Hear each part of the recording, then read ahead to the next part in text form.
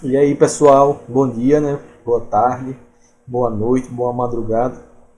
Espero que vocês estejam bem, se cuidando, né? Em casa, tirando uns aí que eu já vi que estão de passeio, né?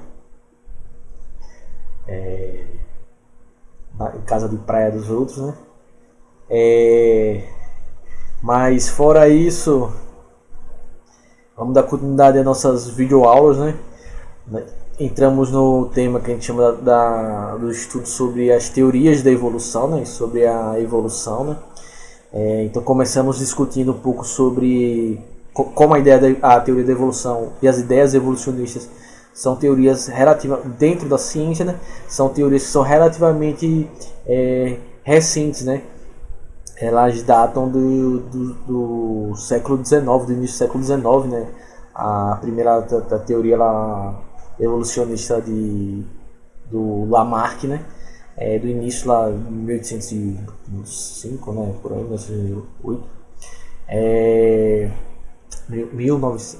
1808, né? Então, basicamente 200, pouco mais de 200 anos, né?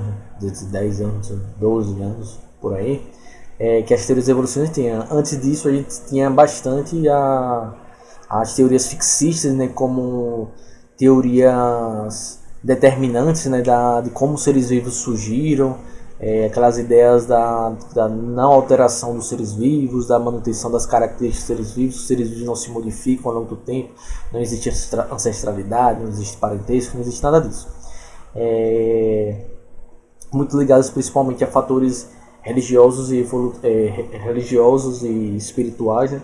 De diferentes vertentes no mundo, né? Não só do cristianismo, que é algo que é mais próximo a gente por causa das nossas influências, né? Das sociedades ocidentais, né? Mas nas sociedades orientais também, né? Só que trazendo aspectos diferentes, né? Então, se a gente pensar lá nos hindus, né? Que tem uma divindade que criou cada ser vivo e por aí vai, e eles são daquela forma porque eles foram criados por aquelas centenas de milhares de divindades. Então, as ideias evolucionistas elas vieram primeiro com Lamarck, né, que veio tentar buscar explicar de como os seres vivos eles se modificam, né?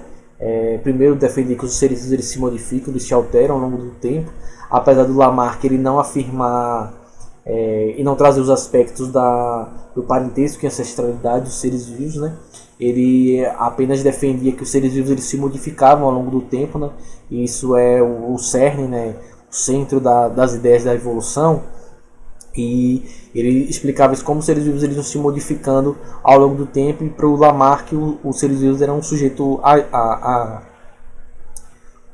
ativo, né, do processo evolutivo, ou seja, o esforço que os organismos se modificavam como um esforço que o ser vivo tinha para se adaptar ao ambiente. Então, o ambiente, ele vivia em determinado ambiente, aquele ambiente se modificava, o ser vivo ele se esforçava para que se o corpo se adaptasse, se alterasse, se adaptasse, para que ele pudesse viver naquele novo ambiente, ele pudesse absorver aquelas novas características.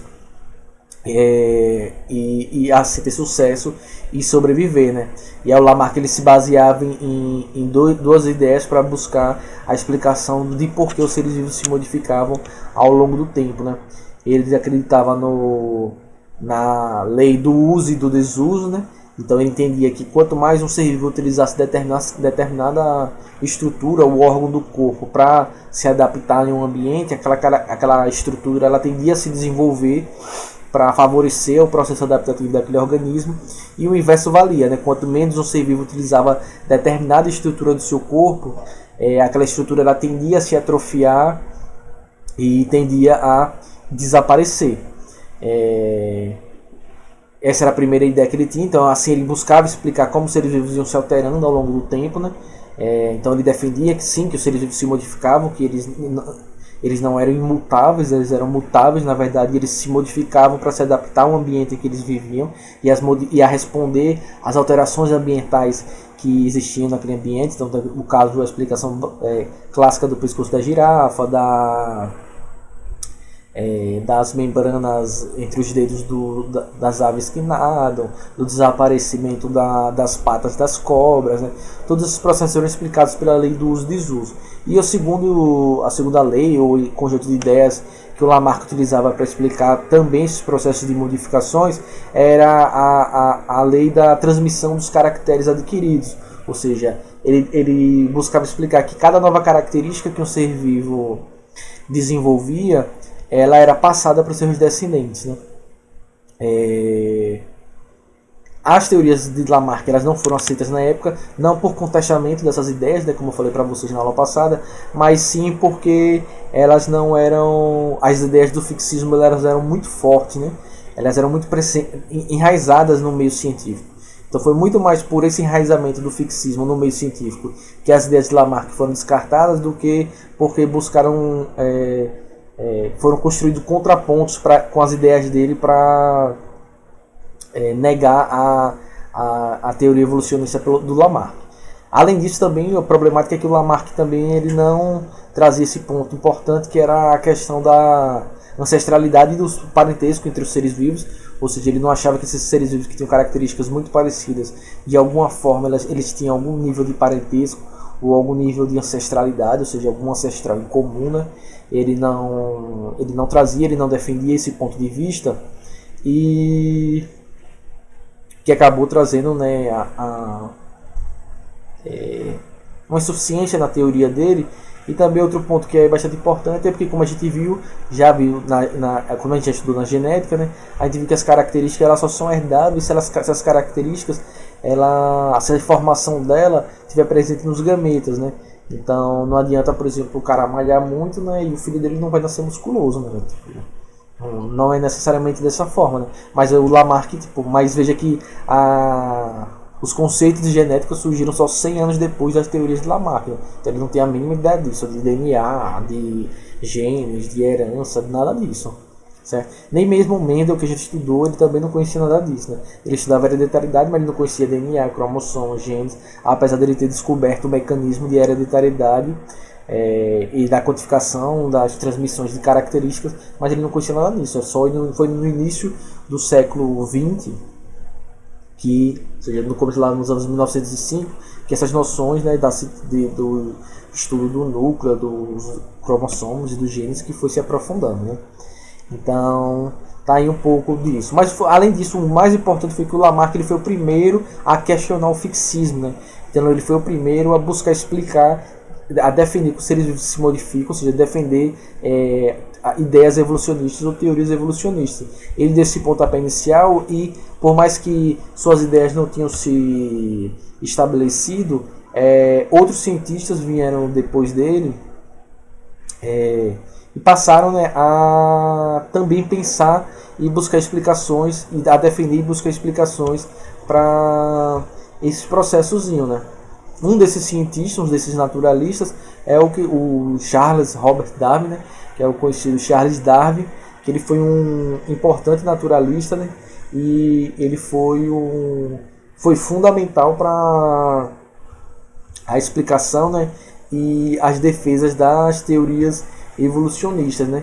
Ele nasceu em 1809 na Inglaterra, e ele foi um pesquisador, né, desde muito jovem, né? Ele já desde muito novo ele já tinha muito interesse pela ciência. Era um sujeito que era muito contestador no sentido de questionar as coisas, né? De tentar buscar explicações para o mundo que o circundava, né? Então ele era dedicado a colecionava insetos, ele criava pombos, estudava comportamento de pombo, fazia vários experimentos junto com o irmão dele, que trabalhava e tinha um laboratório de química, né? O Darwin ele ficou muito conhecido por sua grande obra, no seu livro, que é A Origem das Espécies, que contribuiu muito e fundamentalmente alicerçou todas as bases que levaram ao fim no meio científico do fixismo e da licença do enraizamento na ciência da teoria da evolução, né? hoje em dia é considerado, esse livro, A Origem das Espécies, é considerado um dos livros acadêmicos, né, de maior influência na história do mundo. Né? As teorias e ideias que o Darwin defende na origem das suas espécies é considerada até hoje uma das maiores revoluções científicas que existiram na humanidade. Né? Então, o Darwin, ele era...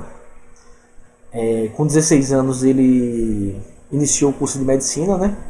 Que era uma tradição da família dele. Ele era de uma família muito rica, né? Na realidade. E ele estudava medicina. E nas aulas de medicina, muito especificamente, ele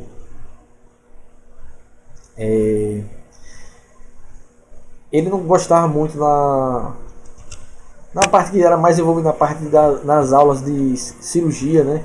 Nas aulas de operação. E naquela época era sem anestesia, né? Então nesse período aí, nessas aulas, ele viu que não era bem aquilo que ele queria para a vida dele, né? Tipo, tava lá operando o pessoal sem anestesia, ele não curtiu muito a experiência. Então ele abandonou o curso nisso, né? Mas mesmo assim, quando ele passou desse período, ele pôde conhecer algumas pessoas muito importantes para seu crescimento profissional. Nessa época que ele estudava medicina, ou seja, no curso de medicina ele acabou entrando em contato com grandes pesquisadores, né, na área, e acabou tendo contato com colegas também, né, contemporâneos dele, como o Wallace, né, que foi outro grande cientista também, que chegou junto com Darwin, foi um dos que chegou às conclusões da teoria evolucionista que o Darwin escreveu na Origem das Espécies, né? Mas o Wallace, ele era um cara sujeito mais pobre, precisava trabalhar e pesquisar, e aí ele se mudou para a Austrália, né? E lá ele fazia as pesquisas dele e trabalhava. Já o Darwin não, como o Darwin era filho de rico, ele era muito rico, né? Ele se dedicava exclusivamente à pesquisa, né? E à pesquisa científica, né? Então, depois que o Darwin abandonou esse curso, ele foi enviado, o pai dele enviou ele para a Universidade de Cambridge, né? Ou de Cambridge, na Inglaterra, né? E ele foi cursar o curso de bacharelado em artes para ele se tornar clérigo da igreja anglicana, né? Que era a igreja a igreja cristã lá na Inglaterra, né? Então, nesse momento ele conheceu uma série de cientistas. Ele conheceu um estudioso que era o John Henslow, que era um naturalista, que ele estudava botânica, ele estudava as plantas, né? E foi esse pesquisador, né, que ele foi bastante importante na vida de Darwin, porque ele indicou Darwin para participar da tripulação de uma tripulação de um navio inglês, né, um navio que era seguido pelas ordens da rainha, né, que era o HMS Beagle, que é um navio que ia fazer uma grande expedição. E esse navio, o Beagle, né, ele ia passar por várias regiões do mundo, né? Então ele saiu da Inglaterra, passaram em parte da África, vieram aqui na América do Sul. O Darwin, ele, junto nessa viagem do Beagle, ele passou aqui no Brasil, né? Ele passou em Bahia, Rio de Janeiro, e ele passou em vários países na América do Sul, certo? Então foi isso, o Henslow, que indicou o Darwin para ir junto nessa expedição aí. E essa expedição aí foi, boa parte desse período dessa expedição foi que ele tirou as informações, ele coletou as informações, visitando essas várias regiões do mundo, comparando tudo que ele ia observando e ele ia coletando de plantas, animais, por esses negócios, que foi entrando na mente dele e desenvolvendo as ideias que vieram a dar origem à teoria evolucionista do Darwin, certo? Então Darwin embarcou no Beagle em 1830, né? E essa viagem, essa expedição, ela durou 5 anos. Então nesse processo ele coletou e observou diversas formas de vida ao redor do mundo,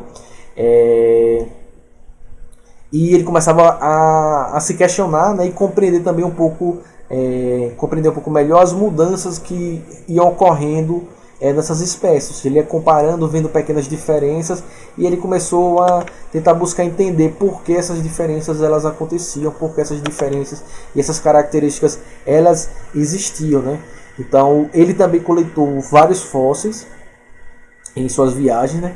Ele fez várias observações geológicas de estruturas do solo e que ele conseguiu perceber, que ele conseguiu observar, né, a suposta evolução, né, que as espécies teriam sofrido ao longo do tempo. Ou seja, ele observava fósseis e comparava com outros animais e plantas que ele observava ao longo de sua viagem. Ele fazia comparações e ele percebia que existiam muitas semelhanças entre esses fósseis desses animais que não existiam mais e esses animais que ele ia observando nessas viagens dele ao longo do tempo.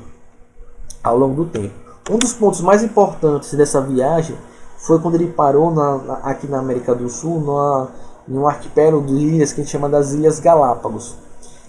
O Darwin ele percebeu que cada ilha possuía um grupo de pássaros endêmico, ou seja, exclusivos de cada ilha, e que para ele muito provavelmente essas especificidades apresentadas por cada um desses pássaros, ele acreditava que existia uma relação direta com as características do ambiente em que eles viviam, né? Então essa análise dele, ou seja, de relacionar as características que essas aves tinham com as características do ambiente, foi fora tudo aquilo que ele foi observando esses 5 anos, foi fundamental para entender o processo de seleção daquilo que ele ia defender como a seleção natural que foi proposta por ele mais para frente, né? Então, por exemplo, aqui embaixo tem um desenhozinho do Darwin. Então aqui está um dos desenhos que ele fez desses pássaros que ele ia observando. Ele viu que os pássaros eles eram muito parecidos. Muitos deles eram muito parecidos em cada das ilhas, mas eles a estrutura do bico deles era bastante diferente. Tinha diferenças, alguns eram algumas diferenças sutis, mas outros tinham diferenças grandes. Então ele observa que cada uma dessas ilhas, desse arquipélago, né, ele observa que tem esses pássaros que só viviam naquela ilha e que tinha outros que viviam em ilhas próximas, que eram parecidos, mas que tinham diferenças na estrutura do seu bico. Então, para ele existia uma relação ali de um processo da ideia de adaptação daqueles organismos com o tipo de ambiente que eles viviam, né? E foi aí que ele começou a se questionar, e também pensando naquilo que o Lamarck defendia, que os organismos eles se alteravam para se adaptar ao ambiente. E aí o Darwin ele começou a pensar que na verdade esse processo seria inverso, ou seja, que na verdade o ambiente, as características do ambiente que selecionavam os organismos que tinham características para sobreviver nele, certo? Então, depois desses 5 anos de viagem, principalmente das observações que ele fez nessas ilhas, no Galápagos, e observando essas aves, ele começou a achar que, na realidade, o sujeito ativo na evolução é o ambiente. Ou seja, para ele, o ambiente é quem selecionava os organismos que tinham características adaptativas para sobreviver a ele. Aqueles que não tinham características adaptativas para sobreviver naquele determinado ambiente, eles seriam eliminados, ou seja, eles se reproduziriam menos, deixariam menos descendentes, até que seriam extintos, seriam eliminados. Então, o Darwin ele buscava explicar, a partir dessas ideias, dessas conclusões dele, ele até buscava explicar utilizando o exemplo do Lamarck. Só que o que o Darwin acreditava é que existiam tipos de girafas diferentes. Girafas de pescoço curto e girafas de pescoço longo. As girafas de pescoço curto se alimentavam da grama, né, dos vegetais próximo ao solo, e as girafas de pescoço longo elas se alimentavam das folhas que ficavam na copa das árvores. Então ele acreditava que muito provavelmente depois de a mesma ideia do Lamarck, de um período de seca em que as gramas morreram, o Lamarck dizia o quê? Que as girafas iam forçando o pescoço e o pescoço ia crescendo. Para o Darwin, o que provavelmente deve ter acontecido é o quê? Como esse período de alteração no ambiente da seca, como sumiram essas vegetações rasteiras e só sobraram as vegetações da copa das árvores, muito provavelmente essas girafas que tinham pescoço curto, como elas não alcançavam a copa das árvores, ou seja, a parte mais cima das árvores, elas não conseguiam alimento. Não conseguindo alimento, elas iam se reproduzindo menos, iam morrendo cada vez mais, até que em determinado período essas girafas de pescoço curto deixaram de existir, foram extintas, sobrando apenas as girafas de pescoço longo. Ou seja, o ambiente A alteração do ambiente selecionou aqueles organismos que tinham características possíveis para sobreviver naquele determinado ambiente. Essa é a ideia central daquilo que a gente chama da seleção natural, ou seja, o ambiente seleciona os organismos que são melhor adaptados para sobreviver nele. Esses organismos que já possuem características adaptativas para sobreviver nesse ambiente vão conseguir se alimentar melhor, vão conseguir obter energia de forma mais eficiente, vão se reproduzir e vão deixar mais descendentes. Aqueles organismos que não têm características adaptativas, ou seja, que não têm características para se adaptar àquele ambiente, vão que se reproduzir menos, gerar menos descendentes, até que vai chegar um ponto que aquela espécie ela vai ser extinta. Ou seja, para o Darwin, outro ponto central na seleção natural era que a seleção ela atua sobre as populações e não sobre os indivíduos. Ou seja, não são os indivíduos exclusivamente fazendo seus esforços e alterações que vão se adaptar. Na verdade, a seleção natural ela atua sobre o conjunto de uma população, ou seja, sobre aquele conjunto de espécies. E, inclusive, pode selecionar características diferentes uma determinada espécie, ou seja, pode selecionar alguns organismos daquela população que tem mais características favoráveis do que outros da mesma espécie, certo? Então, espero que vocês estejam conseguindo acompanhar o raciocínio do Darwin, certo? O Darwin ele morreu em 1882, né? Se acredita que muito provavelmente ele morreu do coração, né? Um ataque cardíaco. Ele, como você sabe, como eu já falei, ele era da igreja, né? A igreja anglicana, ele era um cristão ferrenho, né? E ele foi enterrado bem próximo do Newton, do Isaac Newton, junto lá na igreja, apesar das brigas que ele acabou tendo com a igreja, justamente porque ele foi defender a teoria da evolução, que é contra as ideias do fixismo, né? Então, então, quando Darwin, antes ele morreu, obviamente, quando ele voltou depois desses 5 anos de viagem na Inglaterra, após essa sua viagem no Beagle, ele havia compreendido, né, justamente isso, que as espécies elas sofriam modificações, ou seja, mudanças no decorrer do tempo.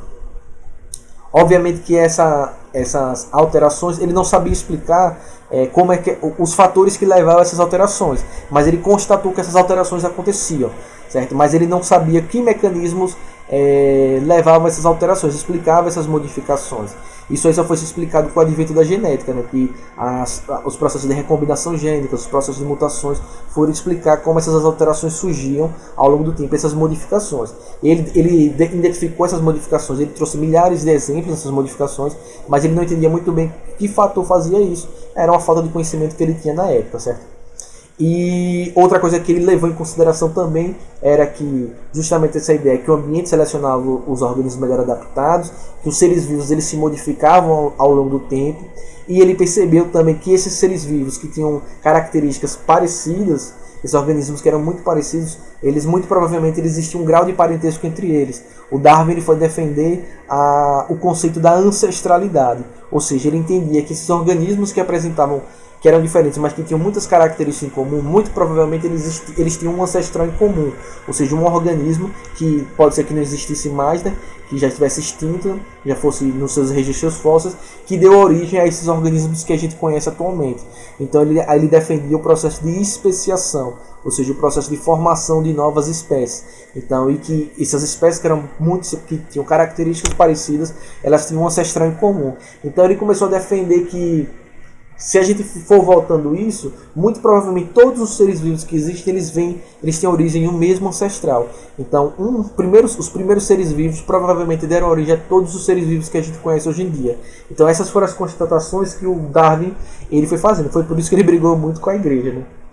Porque ele foi já contra as ideias do fixismo e do criacionismo quando ele começou a defender, apesar dele ser muito cristão, muito religioso, ele acabou entrando em conflito por esses fatores, né? Então, é daí que ele defende, no livro dele, ele vem defender lá que os seres humanos e os macacos, eles apresentam um ancestral em comum, né? Hoje em dia se fala muito erroneamente, e na época ficavam dizendo, você que é filho de macaco, descendente de macaco, mas ele nunca disse que os seres humanos surgiram a partir dos macacos. O que ele dizia era que os macacos, os primatas e os hominídeos, né, que tem a espécie humana, eles na realidade têm um mesmo ancestral, têm um ancestral em comum, compartilham o mesmo ancestral. Né? Não foi que o macaco deu origem a ser humano, mas um ancestral, que já não existe mais, deu origem à linhagem dos primatas, né, dos macacos e dos seres humanos. Certo? Então, quando ele voltou com todo esse conjunto de ideias, ele não publicou de imediato, né, suas percepções, principalmente por questões religiosas, né, porque ele é muito essas evidências científicas que ele desenvolveu iam muito em conflito com as questões religiosas, inclusive com ele, que era muito religioso. Né? Então, a princípio, suas publicações que ele foi trazendo foi mais sobre a fauna, a flora, falando sobre os animais e as plantas que ele descobriu ao longo da sua viagem. Né? Só que em 1958, o Darwin ele recebeu uma carta daquele amigo dele pobre, que foi para a Austrália, o Alfred Wallace, e percebeu que o Wallace, nos seus estudos, ele tinha chegado às mesmas conclusões que o Darwin. Certo? Então, quando o Darwin viu aquela carta, então, ele ficou mais de 20 anos com os estudos dele, né, sobre a defesa dele da seleção natural engavetada. Então, quando ele recebeu essa carta do Wallace, o Wallace tinha chegado às mesmas conclusões que ele. Certo? As ideias da seleção natural, da ancestralidade, do parentesco, das modificações que os seres vivos sofrem ao longo do tempo. Então, essa carta impulsionou escrever a sua obra mais rápida, porque como ele mostrou essa carta para os outros cientistas, colegas dele, ele falou: se você não publicar o seu livro e os seus estudos, o Wallace vai publicar e você vai perder todo o seu crédito por isso, porque ele chegou nas mesmas conclusões e ele está correto. Então essa carta, né, impulsionou ele a escrever, né, sua obra mais rápido, ou seja, juntar todas as suas ideias. Então, mas mesmo assim, o livro ele não saiu de imediato. Né? Então, com a ajuda de outros cientistas como o Robert Hooke, né, o Robert Hooke foi o que descobriu as células, né, e o Lyell, né, outro cientista, né, dois pesquisadores dele juntos foram ajudando ele, orientando ele, né, e estimulando ele a escrever o livro dele. Né. Então, Darwin e Wallace, eles apresentaram seus artigos no mesmo dia, ou seja, eles combinaram de apresentar os seus artigos no mesmo dia, assim evitando que o Wallace publicasse antes dele. Então eles publicaram juntos no mesmo dia, cada um trazendo a sua teoria. Né? A obra principal de Darwin, que ficou conhecida como esse livro, né, A Origem das Espécies por Meio da Seleção Natural, foi publicado um ano depois, em 1859, e mais tarde foi renomeado com seu título só da Origem das Espécies. O livro foi um sucesso de vendas, né?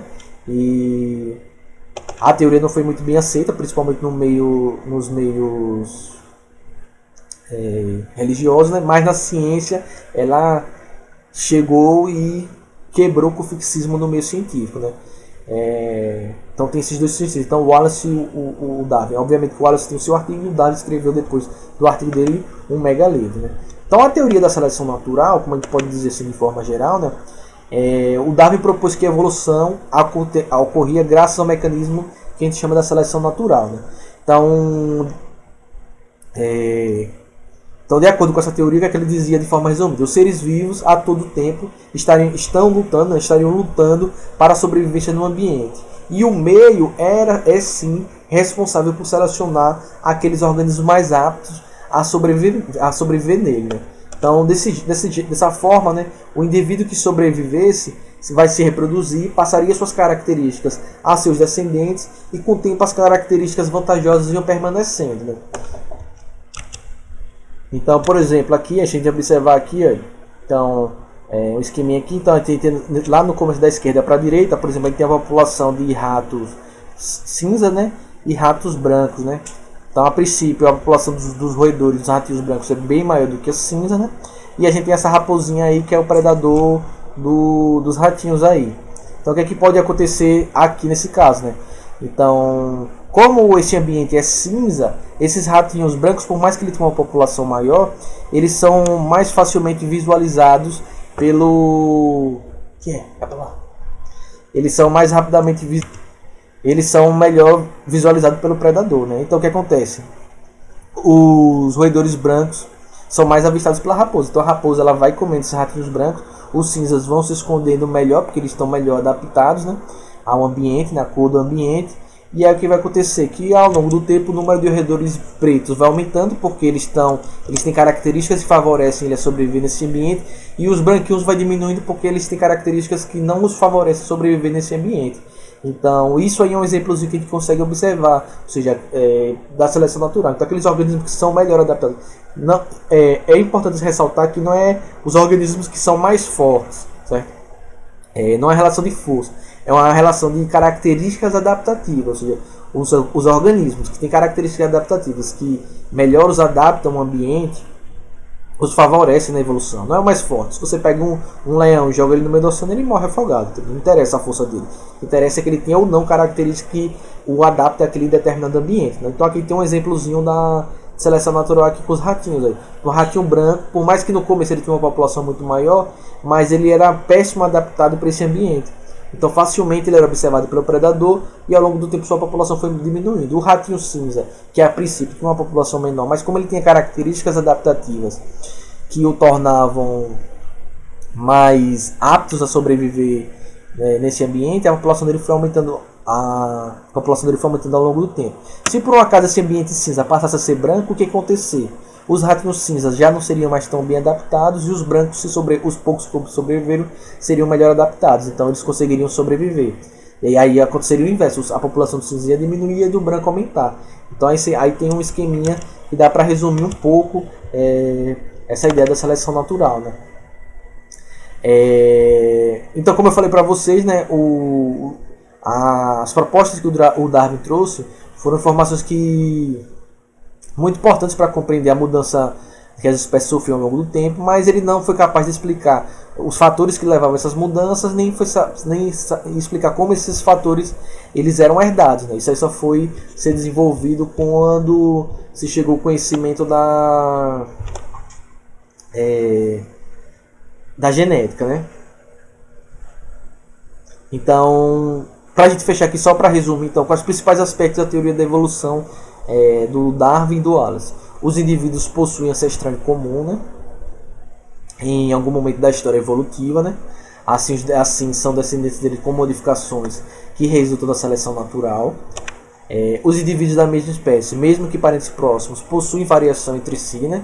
O que hoje em dia a gente sabe que é resultado de fatores de mutação, da reprodução sexuada, mas a gente tem diferenças, né? A gente é da mesma espécie, por exemplo, a gente tem diferenças entre a gente, né? Então não são populações homogêneas. A limitação na disponibilidade de recursos faz com que os indivíduos de uma população lutem direto ou indiretamente por esses recursos e por sua sobrevivência. Aqueles que sobrevivem, ou seja, os mais aptos, podem transmitir à prole, a seus filhos, a característica que permitiu sua vitória, caso essa característica seja hereditária. Né? Esse processo é o que a gente chama de seleção natural, então resulta na adaptação de determinados indivíduos ao ambiente e também no surgimento de novas espécies. Beleza? Espero que vocês tenham conseguido entender. Qualquer dúvida vocês me mandem, certo? E na próxima aula eu vou falar sobre as evidências da evolução e falar sobre a teoria sintética da evolução, que é a teoria moderna da evolução, que vai agregar alguns fatores, certo? E também, para a aula não ficar muito longa, eu vou também trazer um quadrozinho comparativo, né, da teoria de Lamarck, da de Darwin e do Wallace, para vocês verem resumidamente as principais semelhanças e diferenças. Fiquem bem, se cuidem, se tiverem dúvidas, me enviem e a gente se vê na próxima videoaula. Tchau!